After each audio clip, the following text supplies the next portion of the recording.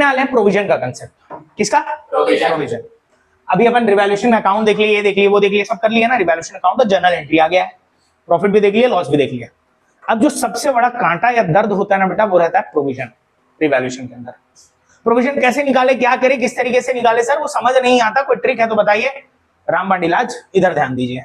पहला, bad debt क्या होता है ये जानना है। बैड डेट क्या होता है? जो पैसा डेटर से कौन? डेटर से इररिकवरेबल हो जाए। इररिकवरेबल हो जाए यानी पैसा ना मिले। जो पैसा डेटर से ना मिले वो बैड डेट। अब मेरे को पता ही आगे जाके बैड डेट होने वाला है, तो अकाउंट्स बोलता है अगर लॉस आगे जाके होने वाला है ना, तो उसकी तैयारी यानी रिकॉर्ड उसको पहले से कर लो और तैयारी अभी से रखो। तो हम क्या करते हैं उसके लिए बनाते हैं प्रोविजन फॉर बैड डेट। क्या बनाते हैं? प्रोविजन बना लेते हैं इसके लिए कि आगे जाके अगर लॉस हुआ भी तो मैं झेल लूंगा।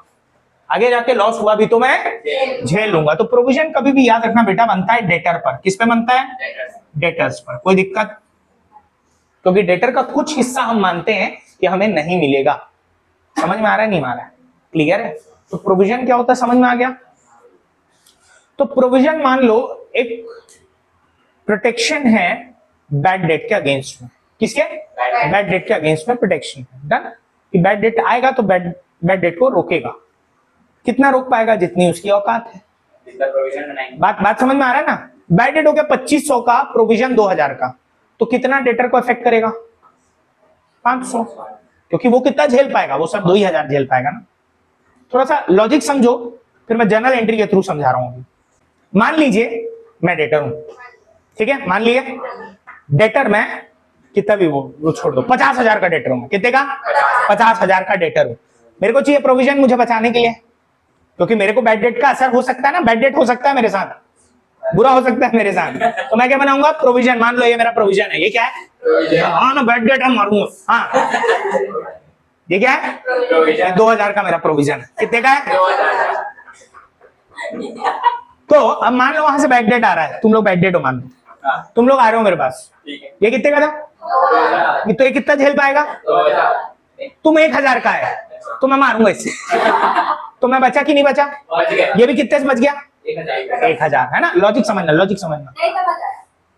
अरे सामने से 1000 आ रहा है, ये कितना? ये 2000। सामने से 1000 आ रहा है, मैं उसको मारूंगा तो इसमें से कितना कट होगा? 1000 गया ना। समझ में आया? अबे क्योंकि ये बच्चा लेड़गू। हाँ, अब मान लो सामने से आ रहा है 1500, मारा इससे, कितना बचा? 500। अभी भी ये 500 बचा है, अभी भी ये 500 बचा है। हाँ, अब देखना, सामने से 2000 आ रहा है, ये भी 2000 है, मारा। समझ में आया? समझ में आया? समझ में आया? अब मान लीजिए सामने से आ रहा है 2500 रुपए। कितना आ रहा है? 2500। ये कितना? 2000। अब खाना पड़ेगा। 500 किसको इफेक्ट करेगा? क्योंकि इसकी औकात कितनी थी? 2000 की, उससे ज्यादा। समझ में आ गया? Very good. चल इधर देखो। चल, तो अब अपन क्या पढ़ने वाले हैं? जर्नल फॉर बेटा। अब ना अपन ना पूरा स्टार्ट कर रहे हैं कंसेप्चुअल पार्ट से। किसे स्टार्ट कर रहे हैं? कंसेप्चुअल पार्ट से। ऐसा कंसेप्ट पढ़ना चाह रहे हैं कि यार हमको समझ में आ जाए बैड डेट, हमको समझ में आ जाए प्रोविजन, उसकी जर्नल एंट्री, उसका अकाउंट और रिवैल्यूएशन, क्या क्या चीजें जाएंगी, कहां जाएंगी, क्यों जाएंगी। अब मेरे को एक बात बताओ, सबसे पहले अगर मेरे को बैड डेट या प्रोविजन से डील करना है तो बेटा सबसे पहले याद रखना बैड डेट होना चाहिए। बैड डेट होगा तभी तो ये सब कहानी होगी कि सर डेटर में कम ज्यादा हुआ या डेटर बढ़ गया, कम समझ रहे हो ना? डेटर में कमी किस वजह से मेनली होती है? Bad debt. तो पहली एंट्री आती है किसकी बेटा? बैड डेट की। तो बैड डेट की एंट्री क्या होती है? बिल्कुल सही, bad debt account debit to debtor account. ये सर किस चीज को बता रहा है?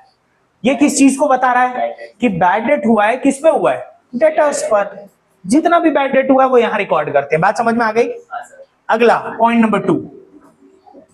अब ये जितना भी बैड डेट हुआ है, मैं चाहता हूं अगर मेरा प्रोविजन बना है, if there is old provision, अगर प्रोविजन है तो मैं उसको कम करने की कोशिश करूंगा, एडजस्ट करने की कोशिश करूंगा। तो adjusting with provision, adjusting with provision. Done. तो एंट्री क्या बननी चाहिए, अब खुद सोचो क्या बननी चाहिए एंट्री। सर एंट्री बनेगी प्रोविजन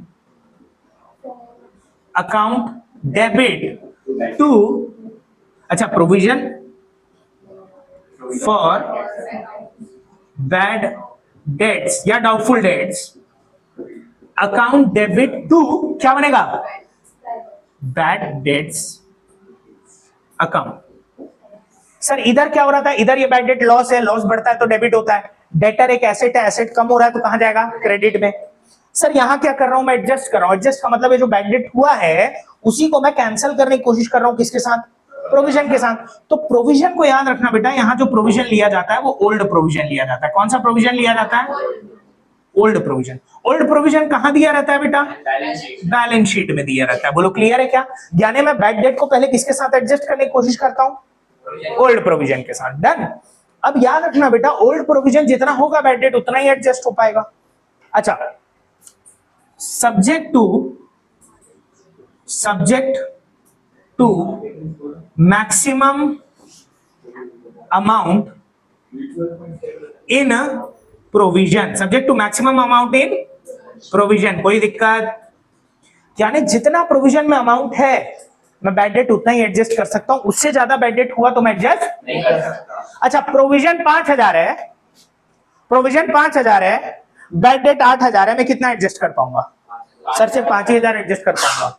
सर प्रोविजन 5000 है, बैड डेट 4000 है, प्रोविजन 5000 बैड डेट 4000, एडजस्ट होगा सर, बिल्कुल हो जाएगा, बल्कि बच भी जाएगा।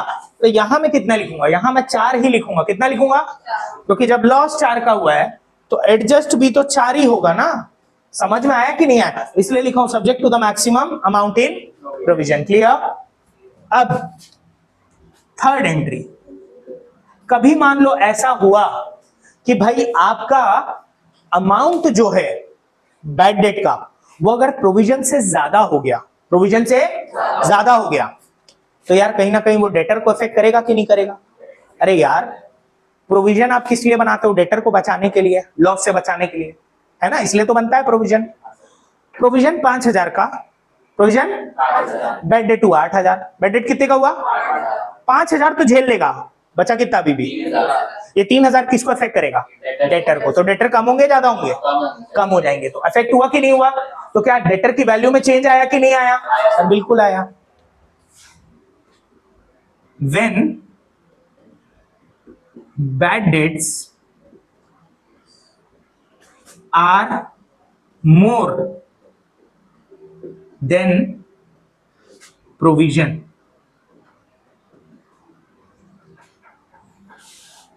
तो एंट्री क्या बनेगी, तो एंट्री बनेगी, सुनना अब ये मैं रिवैल्यूएशन से एडजस्ट करता हूं, किससे एडजस्ट करता हूं, तो एंट्री बनती है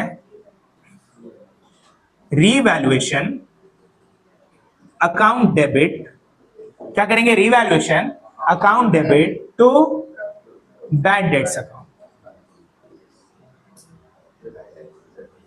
क्योंकि उतना ही अमाउंट किसको अफेक्ट करेगा, डेटर को। तो जितना भी अमाउंट अफेक्ट करेगा डेटर्स को वही एक्स्ट्रा हो गया, हाँ कि ना। अब जैसे एक इमेजिन करो सिचुएशन, ये था 8000, ये था 8000, बैड डेट कितने का हुआ 8000 का। डन। प्रोविजन मान लो है 5000 का, कितना, डन। तो कितना एक्स्ट्रा बचा, 3। समझ में आया कि नहीं आया, एकदम क्लियर हो गया ये वाला पार्ट, बहुत बढ़िया।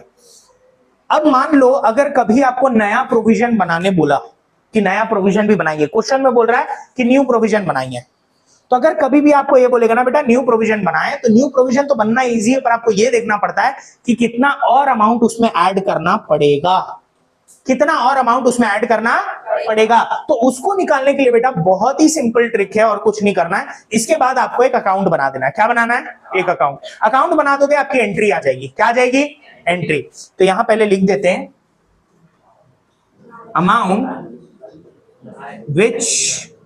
which is extra, amount which is extra in bad debt. Clear? Amount which is extra in bad debt. Clear हो गया यहां तक? चलो अब नेक्स्ट सुना. अब तीसरे पॉइंट के बाद मैं क्या करता हूं, ज्यादातर अकाउंट बना लेता हूं. क्या बना लेता हूं? अब नया प्रोविजन अगर बनाना है तो अकाउंट बनाना पड़ेगा. अकाउंट से ही पता चलेगा नया प्रोविजन कितना है और कितना रिवैल्यूएशन से मेरे को एडजस्ट करना पड़ेगा, यानी कितना अमाउंट उसमें डालना पड़ेगा. डन? चलो तो अगली एंट्री क्या बनेगी, तो उसके अगली एंट्री के पहले मैं बना लेता हूं एक अकाउंट. क्या बनाता हूं बेटा? एक कौन सा अकाउंट रहेगा? ये रहेगा प्रोविजन का अकाउंट. किसका अकाउंट बेटा? प्रोविजन फॉर बैड डेट, है ना. चलो पर्टिकुलर अमाउंट डेबिट क्रेडिट. अब ध्यान देना बेटा, provision for bad debt account ये एक लाइबिलिटी अकाउंट होता है. कौन सा अकाउंट होता है? लाइबिलिटी का ओपनिंग बैलेंस होता है क्रेडिट. ओपनिंग बैलेंस क्या होता है? ओपनिंग अगर क्रेडिट रहेगा तो क्लोजिंग क्या रहेगा? सर डेबिट में रहेगा. क्लियर है क्या? अब ओपनिंग मेरे को बताओ, यहां लिखूंगा मैं क्रेडिट में, क्या बोल के लिखूंगा? बाय. इसको बोलते हैं अपन ओपनिंग प्रोविजन. ये कहां दिया रहता है बेटा? समझ में आया नहीं आया? डन. देन उसके बाद निकलता है बेटा क्लोजिंग प्रोविजन. क्या निकलता है? To balance. अब ये बात ध्यान रखने की जरूरत है, क्लोजिंग प्रोविजन हमेशा रिमेनिंग डेटर्स पे बनता है. किसमें बनता है? रिमेनिंग डेटर्स का मतलब ये रहता है, चलो ध्यान देना, क्लोजिंग प्रोविजन ये कौन सा प्रोविजन है? क्लोजिंग प्रोविजन या न्यू प्रोविजन है ना, क्लोजिंग या डन. ये किस पे बनता है? Remaining debtors into rate by 100. जो भी रेट बोलेगा वो आपको लगा देना है. सर रिमेनिंग डेटर्स का मतलब क्या रहता है? रिमेनिंग डेटर्स का मतलब रहता है डेटर्स में डायरेक्ट जो भी डेटर्स होंगे ना, प्रोविजन माइनस करके नहीं, जो भी डेटर होंगे डेटर्स में से बैड डेट माइनस कर देने का. क्या माइनस करने का? डन. सर प्रोविजन कहां गया? अभी तो प्रोविजन, अबे ओल्ड प्रोविजन तो यहां डाल दिए ना, ऑलरेडी हो गया है, तो अब यहां नहीं लिखेंगे ना उसको. समझ में आया नहीं आया? ओल्ड प्रोविजन ऑलरेडी यहां लिख दिए, तो नए प्रोविजन में वो चीज नहीं ली जाएगी क्योंकि ऑलरेडी वहां आ चुकी है. तो डेटर्स में क्या करेंगे? बैड डेट माइनस करेंगे, जो बचेगा उसका रेट निकाल देंगे. डन. अब भैया इसको मैं बोलता हूं अपनी औकात. क्या बोलता हूं मैं? औकात. औकात जितनी रहेगी बैड डेट उतना झेल पाऊंगा. अगर औकात से ज्यादा चले गया तो बैड डेट झेल पाएंगे क्या? नहीं झेल पाएंगे. तो मान लीजिए यहां मैं लिखूंगा टू बैड डेट. अगर ये 4000 और ये 3000 तो चल जाएगा सर? बिल्कुल चल जाएगा. अगर ये 4000 ये 4000 चल जाएगा सर? बिल्कुल चल जाएगा. ये 4000 अगर ये 5000 तो चलेगा क्या? नहीं. तो फिर यहां 4000 आएगा और यहां भी 4000 ही आएगा क्योंकि मैं उतना ही झेल पाऊंगा, उससे ज्यादा झेल. फिर वो 1000 किसको अफेक्ट करेगा? डेटर को, और उसकी एंट्री बन जाएगी, है ना, revaluation to bad debt. Done. समझ में आ गया? बढ़िया. अब देखो बेटा ये हो गया पूरा. अब मेरे को ओपनिंग और क्लोजिंग की एंट्री नहीं होती है क्योंकि ये बैलेंस शीट में जाते हैं, ये पुरानी बैलेंस शीट में और ये नई वाली बैलेंस शीट में. अब ये हो गया सर, यहां मैं कर दूंगा टोटल. बढ़िया. अब दोनों साइड मैच नहीं होगा, जाहिर सी बात है, दोनों साइड मैच नहीं होगा. अगर यहां आया बाय रिवैल्यूएशन, अगर यहां आया बाय रिवैल्यूएशन बोल के, तो इसका मतलब रहता है इंक्रीज इन प्रोविजन. क्या बोलेंगे? Increase in provision. ना. और अगर मान लो इधर आया बैलेंसिंग फिगर टू रिवैल्यूएशन बोल के, क्योंकि अब प्रोविजन कम ज्यादा हो रहा है ना, पुराना और नया तो आ गया. बैलेंस करने के लिए या तो प्रोविजन बढ़ेगा या तो प्रोविजन कम होगा. अरे भाई नया प्रोविजन 5, पुराना प्रोविजन 3, तो प्रोविजन बढ़ेगा कम हो रहा है? पुराना 3 नया 5, बढ़ रहा है कम हो रहा है? बढ़ रहा है. तो किस तरफ लिखेंगे? इस तरफ. Increase in provision. इंक्रीज बोला है ना. अच्छा, पुराना वाला 6000, नया वाला 3000, कम हो रहा है, कहां लिखूंगा? डेबिट. क्या बोल के लिखूंगा? और क्या बोलेंगे? Decrease in provision. क्लियर दिख रहा है नहीं दिख रहा है? क्लियर दिख रहा है नहीं दिख रहा है? एकदम पक्का? इसी के साथ ये वाली एंट्री हो गई। तो अगली एंट्री मेरी 2 बन सकती है। अगली एंट्री कितनी बन सकती है? 2। तो चौथी एंट्री में यहां लिख रहा हूं, देख लीजिए। चौथी एंट्री 2 बन सकती है। क्या बन सकती है? पहली एंट्री ये बनेगी, अगर इंक्रीज इन प्रोविजन है, इंक्रीज इन प्रोविजन है तो क्या बनेगा? Increase in provision. इसको पार्ट ए बोल के लिख लेते हैं, है ना? क्या बनेगी एंट्री? देखो क्या बनेगा, बताओ। Revaluation account debit to provision for bad debt account. कोई दिक्कत समझ में आया नहीं आया? और अगर वही मान लो मैंने बोला पार्ट नंबर बी है, डिक्रीज इन प्रोविजन है, तो बताओ एंट्री क्या बनेगी? प्रोविजन